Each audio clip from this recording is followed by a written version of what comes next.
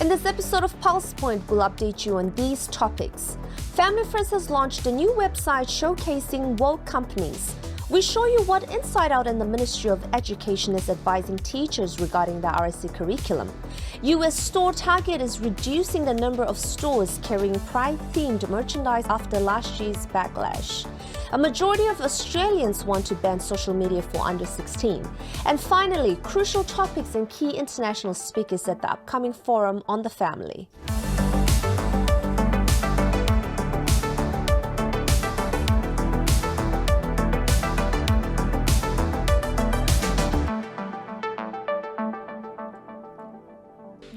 Welcome to PulsePoint, the latest media stories and research related to family and society that you need to know about.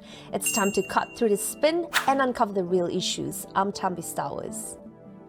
A new website, wokeup.nz, has just been launched by Family First New Zealand. The website documents wokeness in New Zealand-based businesses so that Kiwi consumers can decide for themselves who to do business with and who to avoid based on the values of the business. CEO Bob McCoskrie says most people just want to purchase products and services and then get on with their lives. They don't want businesses shoving woke beliefs down their throats as part of their purchase. They also don't want to support businesses who then fund groups that consumers opposes. For example, funding InsideOut to push radical gender and sexuality messaging in primary schools. Businesses should stick to business, not telling people and their staff what and how to think. Family First is being regularly contacted by employees concerned about the ramming down of ideologies under the guise of DEI, also known as diversity, equity, and inclusion.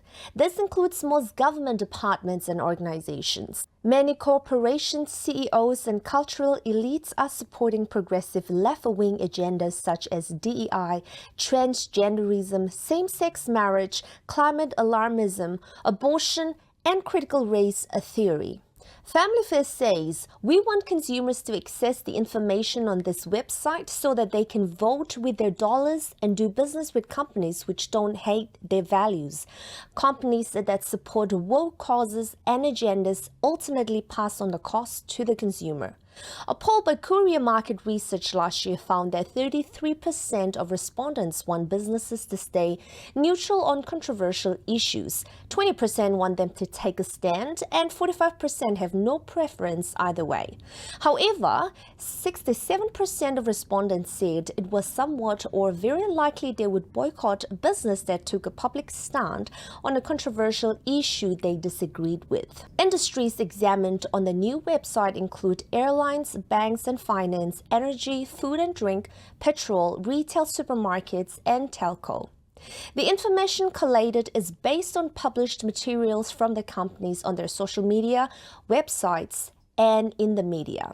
There is also a section with latest media stories highlighting wokeness in other companies or brands. Most importantly, consumers can send through their own evidence of businesses that are pushing a woke narrative that they disagree with. Check out the full website, wokeup.nz. Family First has cited training sessions still being run by InsideOut to schools about RSE, the Relationships and Sexuality Education curriculum. This is despite the government in their coalition agreement wanting to respond to parental concerns and reviewing the curriculum.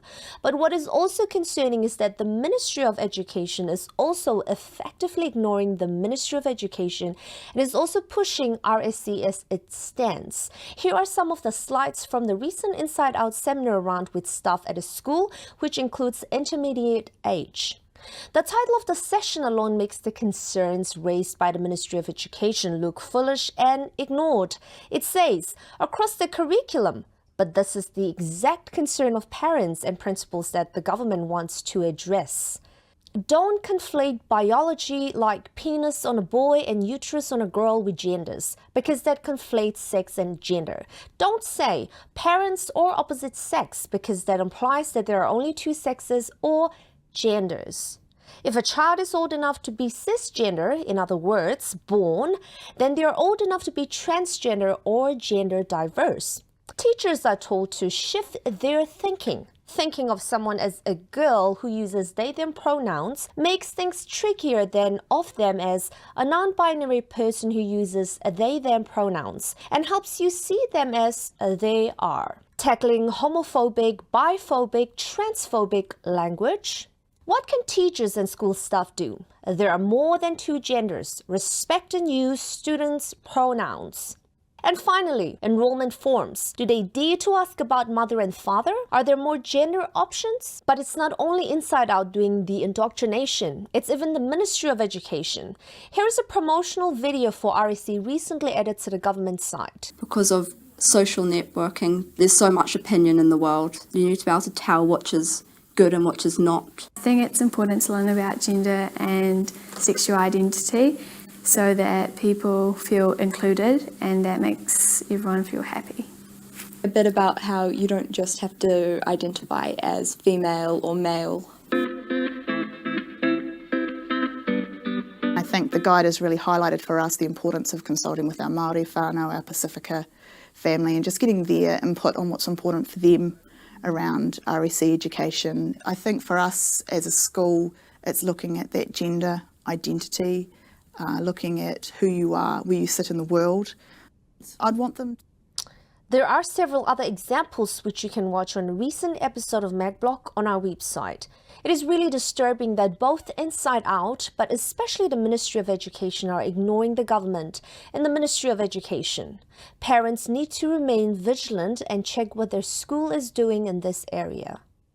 US store Target confirmed last week that it won't carry Pride Month merchandise at all stores in June after the discount retailer experienced a backlash and lower sales over its products promoting LGBTQ+. Now, Target, which operates roughly 2,000 stores in the US, said decisions about whether to stock Pride-themed products would be based on guest insights and consumer research. Last year, Target removed some items from its stores and made other changes of its LGBT+ merchandise nationwide ahead of Pride Month after intense reaction from customers who confronted workers and tipped over displays. Target's move to scale back its presence of Pride merchandise for this year isn't therefore unexpected. And as previously mentioned, speaking of woke retail businesses, Family First has put together a watch list of woke businesses in New Zealand. Check out wokeup.nz. Governments across Australia are considering banning social media for some young people to protect them from harmful content and the negative impacts of excessive time online. The premiers of New South Wales, Queensland, Victoria and South Australia are united in a push to lift age minimums on tech platforms including Facebook, Instagram and TikTok after a campaign from News Corp publications. As it stands, platforms require users to be 13 to create an account, but sign-up systems can often be avoided. The Prime Minister Anthony Albanese wants strong but measured action taken. A poll just released by Guardian newspaper found that more than 2/3 of Australian voters support raising the age limit for social media from 13 to 16. 44% strongly supporting the idea and 24% somewhat supporting it. Just 14% oppose the idea and 17% neither support nor oppose.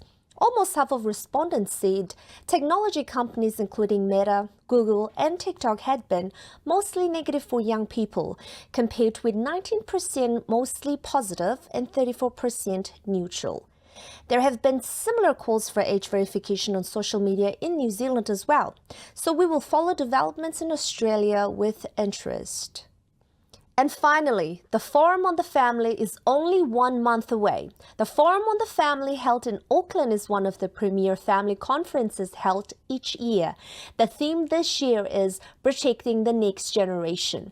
And once again, there is an amazing lineup of international and local speakers, including detransitioner Chloe Cole. I went through the process of going through a social and medical gender transition between the ages of 12 to 16. I started medically transitioning at 13 with puberty blockers, testosterone, and at 15, I underwent a radical double mastectomy to remove my breasts. I stopped transitioning at 16 when I realized that I wanted to be a woman. that I was very feminine and that I wanted to become a mother and have children of my own. And these treatments were potentially taking all of that away from me. And since then, at the age of 17, I've been speaking out about what happened to me. I've connected with many other people who have detransitioned as well.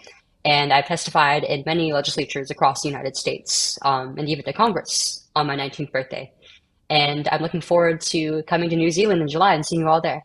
And the author of the new book, The Anxious Generation by Jonathan Haidt. Hi, I'm Jonathan Haidt, author of the new book, The Anxious Generation, How the Great Rewiring of Childhood is Causing an Epidemic of Mental Illness. And I'm looking forward to speaking to you by Zoom at the upcoming Forum on the Family in Auckland, New Zealand.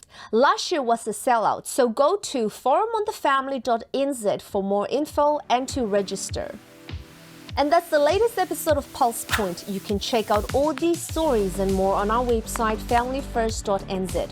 We'll keep watching the news so that you don't have to. We'll see you next time.